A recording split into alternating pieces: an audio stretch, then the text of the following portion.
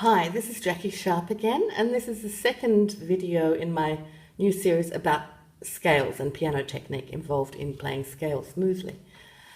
For this video, for the beginning, I've prepared my piano with blue tack, which, if you don't know, it is this wonderfully sticky stuff, which you can just peel off and roll into little balls, like that. I don't know how effective that was, but anyhow, I've got a whole pile of it on my piano, and I've basically positioned the blue tack for the notes of B major scale in the left hand.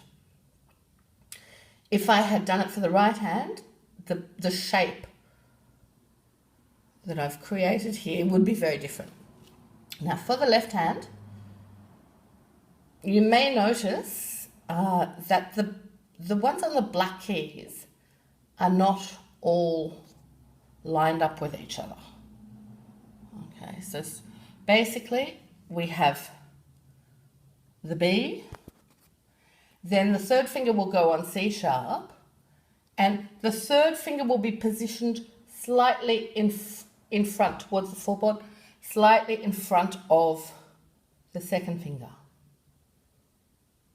Doing this is going to help me achieve a nice turn.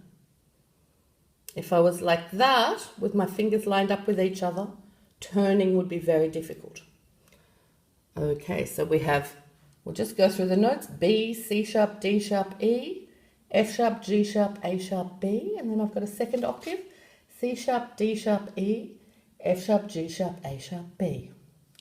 Now, if I look at the various places where my thumbs are,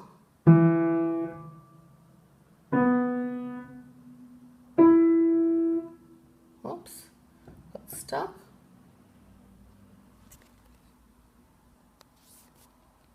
And here, I can see that one of them is in a very different spot. The last one is in a very different spot, and that's because as I'm going up my scale, I want to be in a position to turn. So keeping my thumb back a little bit, closer to the edge of the key, is going to make the turn easier. But at the top, I just want to be able to change direction. So I don't want to keep doing that. I don't want to keep aligning my hand that way.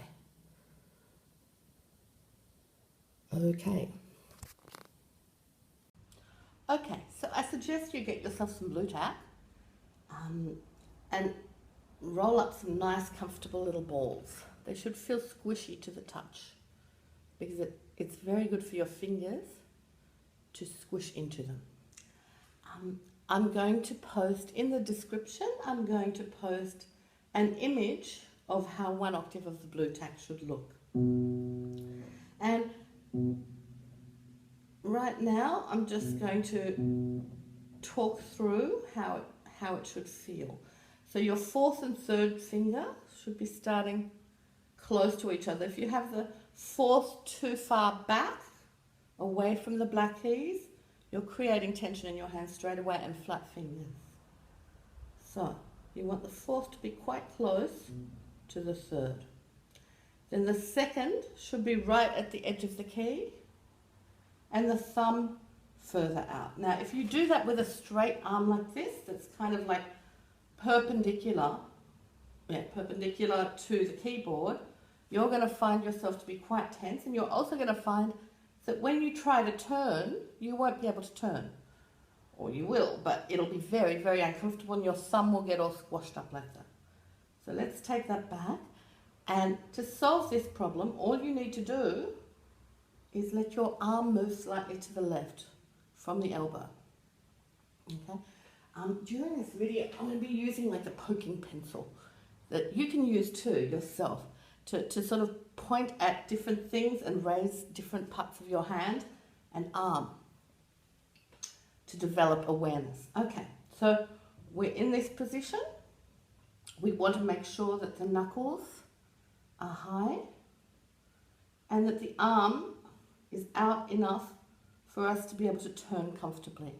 When we turn, we want to be able to keep this lovely shape and not get all squashed up. So if the arm is too far in, if the elbow is too close to your body, you're going to get squashed. So just take your other hand and feel the muscles there if you're squashed, and just push that out and feel how nice and relaxed that feels. There should be no tension in here. Okay? Then as you turn, again, the fourth finger and third finger are higher up and the second finger is closer to the edge of the key. And again, we're going to keep that angle. And then we're turning again and turning again. But this time we're going to change the angle slightly to come to the top. So the thumb will play more inside than before.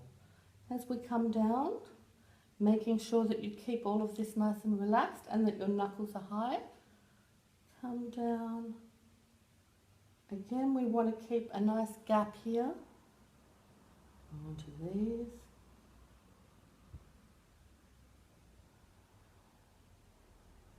And finished. Okay, so the first thing that we're going to do is to just play the notes one at a time, and each note, because we're going to start to think a little bit about relaxation. This is just a preliminary exercise. Each time you press a key, I want you to, first of all, before we think about relaxation, we're going to think about where we're playing from. When we play these fingers, we're going to be playing, feeling like we're playing from the knuckles. And you can actually press that down to press the key. When we play the thumb, we're going to be playing with a rotation movement of the forearm, but without collapsing the thumb. Now what we want to feel those fingertips touching the key, touching the blue tack. So just before we play a key, we're going to just touch that blue tack, feel it, and then we're going to press down from here, pressing through here and keeping the finger joint nice and strong. So the joint should look like that. Your fingers should not be raising like this. I'm just showing you. So we want, oops, sorry, I got blue tack stuck. That happens sometimes. Okay, let's do that one again. So we want to press. Now, when I've done that, I just want to check that my wrist is not stuck, that I can move it. I'm going to go on to the next key. Again, I'm going to keep this lovely curved shape, and I'm just going to press from here and transfer the weight of my hand onto the middle finger. Then I'm going to go to the second finger. Again, I'm going to press from here. Now I've started a rotation, and that rotation is going to play the thumb.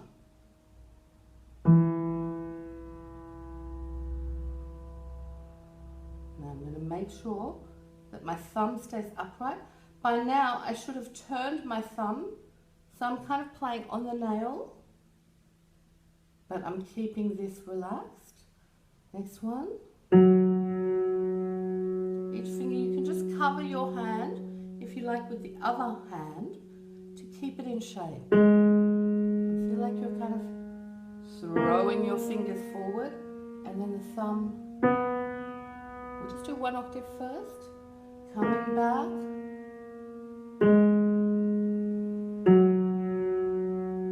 Now when we come here, we have to make sure that we have space.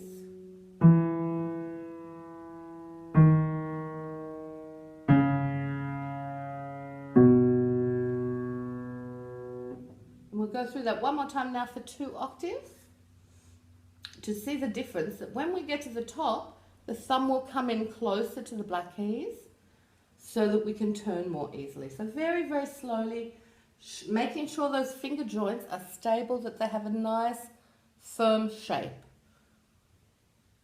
No collapsing joints. So, here we go.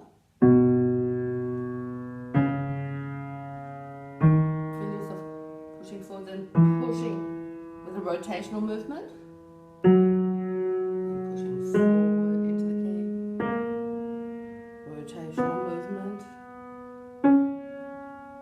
forward into the key, lovely curved finger finger shape. Always touch the key. Feel the fingertips touching. And then we turn the hand ever so slightly. So instead of being like that, it's now like that. Forward into the key. Notice each time there's a tiny, tiny, tiny rise of the wrist at the moment. Okay, now make sure that this is relaxed.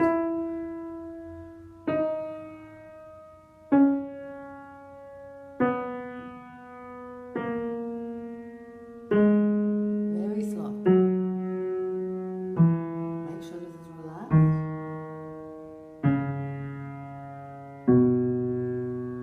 So that's our basic hand shape for B major left hand, and that's the end of this video. The next video will go much further into relaxation.